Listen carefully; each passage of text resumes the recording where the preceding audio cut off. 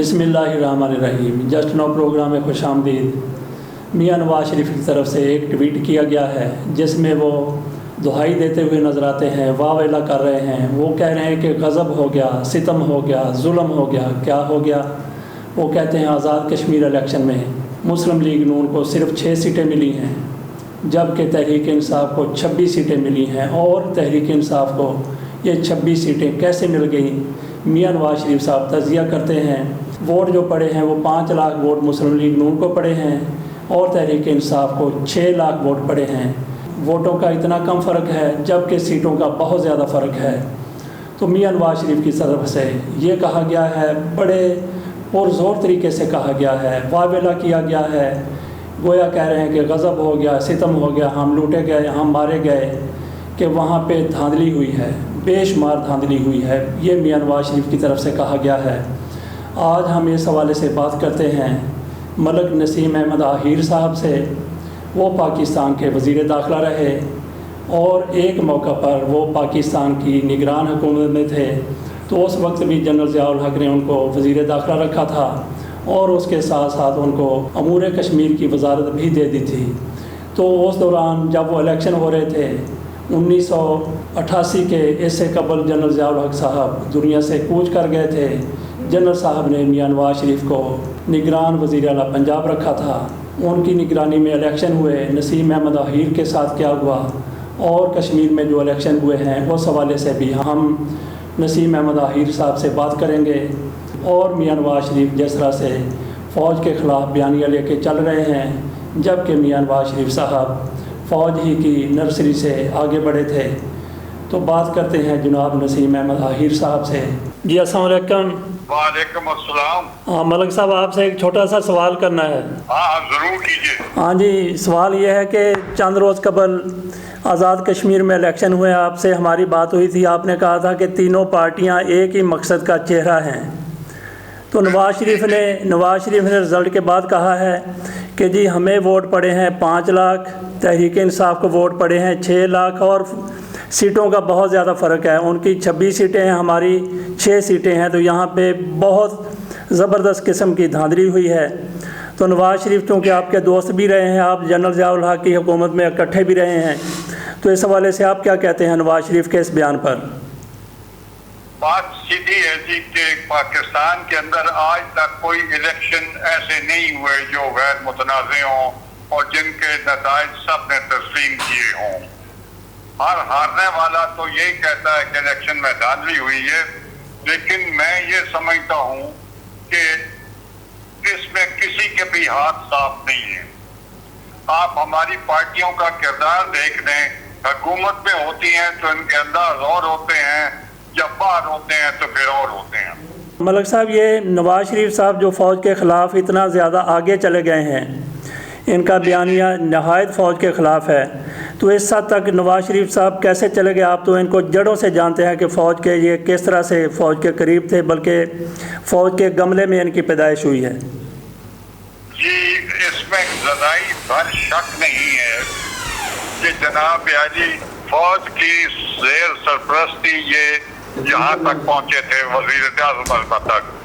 शायद आपके इल्म में ये बात ना हो, मेरे इल्म में है कि जब ये 85 के इलेक्शन हुए और नॉन पार्टी और ये पंजाब में MP मुंतखब हुए, तो जनरल जिलानी साहब इनको अपना वज़ीर आज़म, अपना वज़ीर आला बनाना चाहते थे जी। लेकिन उससे पहले जिन 2 आदमियों पे काम हो रहा था, एक जाकिर कुरैशी थे, अजीज उल हक कुरैशी के जो ससुर भी थे, चचा थे, और दूसरे थे जो उधर के खुंडे के बलकल यार, उनको नामजद किया गया था। हुआ ये कि मैं और मार खुदादाद और एहसान पैदा साहब वहाँ ठहरे हुए थे और इस्लामाबाद में, तो ये जो थे अपना खुंडा साहब वो तशरीफ लाए और उन्होंने कहा जी मुझे सिग्नल दे दिया गया है कि आप फौरी तौर पे अपनी हमायत हासिल करें। और उस जमाने में जो टेनेंट के इलेक्शन हुए थे, मार खुदादाद ने सबसे ज्यादा वोट लिए थे जी पंजाब में। अच्छा जी। तो उनकी वो क्लास फेलो थे मलिक यार और क्या नाम है उनका, عمر خداداد خان کا. تو ہم نے یہ کوشش کی کہ بات چیت شروع کریں, تو نواز شریف کو اس کا پتہ چل گیا. اچھا. اور روتا ہوا پہنچ گیا جیلانی صاحب کے پاس. انہوں نے کہا جی وہ تو اوپر سے آ گیا ملک الیار کے نام نکل آئی ہے چیئرمین شپ اپنا وزارت اعلیٰ. تو انہوں نے کہا آپ فکر نہ کریں, آپ فوری طور پہ ایم پی اے سے رابطہ کریں, ان کو کھانے وانے پہ بلائیں اور پھر میں اس کو سنبھال لوں گا. انہوں نے پھر کیا کیا, جناب نواز شریف صاحب نے لمبے چوڑے کھانے وانے 2-4 دیے, اور اس کے بعد جنرل جیلانی صاحب نے یہ کیا کہ انہوں نے ایک ایک کر کے ایم پی اے کو بلایا اور ان سے کہنے لگا جی آپ کس کو چاہتے ہیں, پنجاب کا وزیر اعلیٰ, اور ساتھ ہی یہ کہہ دیتے نواز شریف کے بارے میں کیا رائے ہے. اب گورنر صاحب کے سامنے تو کوئی انکار نہیں کر سکتا تھا. تو انہوں نے ضیاء الحق صاحب کو یہ فون کیا, جنرل صاحب کو, کہ جناب یہاں ساری جو پارلیمنٹ ہے صوبائی وہ تو نواز شریف کے حق میں ہے. And that is how he became the chief minister of Punjab. لیکن اس کے بعد جب بے نظیر آئی تو پھر وہی صورتحال پیدا ہو گئی, چونکہ وہ باہر سے ٹکٹ لے کے آ رہی تھی اور اس کو جان کے لالے پڑ گئے. تو پھر اس میں ان کی سرپرستی میں وہ آئی جی آئی بنائی گئی, جس میں میرا بھی ایک کردار تھا. یعنی ابتدا تو کٹ کرنا سارا کچھ یہ کام میں نے کیا تھا, لیکن جب وقت آیا تو مجھے یاد ہے وہ تاریخ بھی آج کی 6 نومبر 1988 کو ایک میٹنگ وزیر اپنا army chief general Aslam Beg کے گھر ہوئی. حمید گل, اس میں جنرل فضل حق, قاضی حسین احمد, محمد سمیع الحق, یعنی آئی جی آئی والے جتنے لوگ تھے وہ موجود تھے, میں بھی اس میں موجود تھا.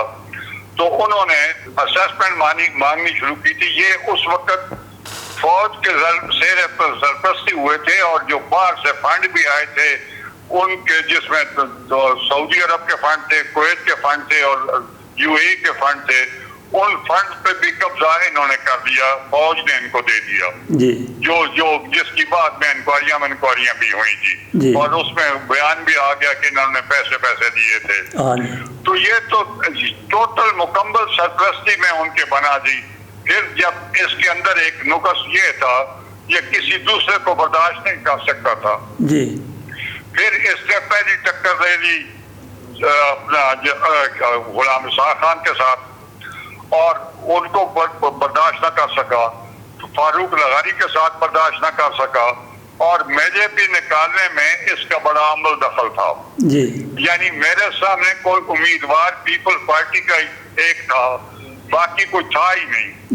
اس نے اپنے وزیر جو اپنا خدا بخش ٹیوانا تھا اس کو استعفیٰ دلوایا, یہاں کھڑا کیا میرے مقابلے میں, دونوں ایم پی اے کے ٹکٹ اس کے کہنے پہ دیے, اور آخر میں پھر یہ بات میں آپ کو کہہ رہا ہوں کہ اس وقت میں وزیر داخلہ تھا, مجھے ساری انٹیلیجنس کی رپورٹ تھی کہ 20,000 ووٹ اس نے ڈال کے مجھے ہرایا. حالانکہ جو میرے سامنے امیدوار تھا پیپلز پارٹی کا, اس کے 18,000 ووٹ تھے اور میرا 38,000 ووٹ نکلا تھا, لیکن 20,000 ڈال کے اس نے ان کو دوسری پارٹی کو, ٹیوانا صاحب کو کامیاب کروایا, اور پھر اس سے استعفیٰ دلوا کے اس کو واپس وزیر لیا اور ان کے چھوٹے بھائی کو ٹکٹ دے دیا. میں نے اسی دن الیکشن ہارا تو استعفیٰ دے کے گھر بیٹھ گیا. یہ ہے ان کی داستان. نہیں ملک صاحب, آپ وزیر داخلہ تھے لیکن آپ کچھ بھی نہ کر سکے. نواز شریف وزیر اعلیٰ ہوتے ہوئے بہت کچھ کر گیا. جی جناب, پہلی فوج ان کے ساتھ ہو چکی تھی. حمید گل اور اسلم بیگ دونوں کو انہوں نے کسی طریقے سے قابو کر لیا ہوا تھا. اچھا, تو یہ فوج ان کے ساتھ اتنا ان کا ساتھ دیتی رہی, اب یہ فوج کے بارے میں کیوں اتنی زیادہ زبان درازی کرتے ہیں؟ دیکھیے جی, بات یہ ہے کہ اصل بات تو یہ ہے کہ ہمارے ملک میں بیرونی مداخلت ختم ہی نہیں ہوتی تھی. یہ جب بے نظیر آئیں تو وہ باہر سے لائسنس لے کے آئی تھی, اور اس میں فوج کو اور غلام اسحاق خان کو بڑی فکر پڑی کہ یہ تو الٹا کام ہو جائے گا. اس وقت یہ اس کو انہوں نے پیٹرونائز کیا. چونکہ یہ چارٹر آف ڈیموکریسی جو ہوا تھا اس میں اس کی باتیں ماننی تھی ان کی.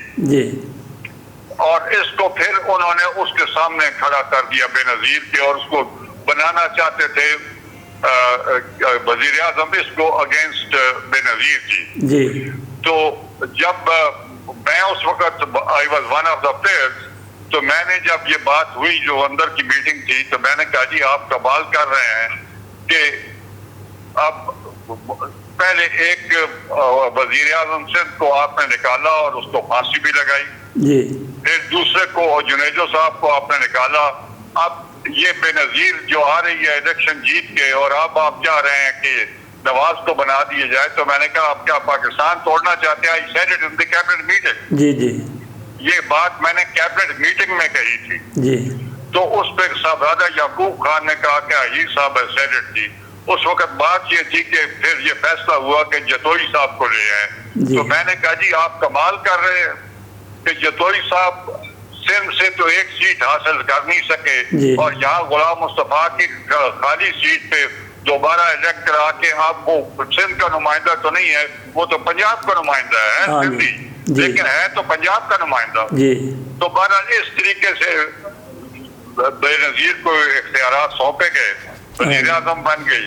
اور جب اس نے بڑا جو اگریمنٹ کر کے آئی ہوئی تھی اس کی ریگولر کے بارے میں، جب آگے بڑھی تو اس پہ اسلم بیگ اور غلام اسحاق خان ڈٹ گئے، اور انہوں نے اس کو اجازت نہ دی ریگولر کے پروگرام کو آگے پیچھے کرنے کی.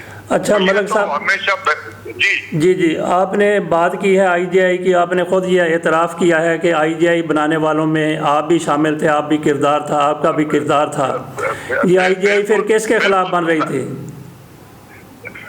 جو آئی جے بنایا گیا تھا کیونکہ جو ہماری اطلاعات تھی اس سے پہلے وہ یہ تھی کہ اگر الیکشن ہوتے ہیں پارٹی بیسس پہ اور بے نظیر آتی ہے تو ہماری جو پارٹی جنیجو لیگ ہے وہ مقابلہ نہیں کر سکتی جب تک ہم یہ فیصلہ ہوا کہ آپ رائٹ ونگ کے سارے لوگوں کو اکٹھا کریں اور یہ ڈیوٹی میرے ذمہ لگائی گئی. اور سب سے پہلے میں نے جناب قاضی حسین احمد صاحب سے، جتوئی صاحب سے، سمیع الحق سے، ان سب سے رابطے کر کے، حتیٰ کہ ایم کیو ایم بھی تیار کی اس آئی جی آئی میں شامل ہونے کی، لیکن جماعت اسلامی نے جنرل فضل حق نے ان کو شامل نہ ہونے دیے. ملک صاحب ہمارے ساتھ بات کرنے کا آپ کا بہت بہت شکریہ. آپ کے ساتھ انشاءاللہ تعالی ایک فی البدیہہ ملاقات بھی کریں گے. اجازت دیجیے ناظرین، خدا حافظ.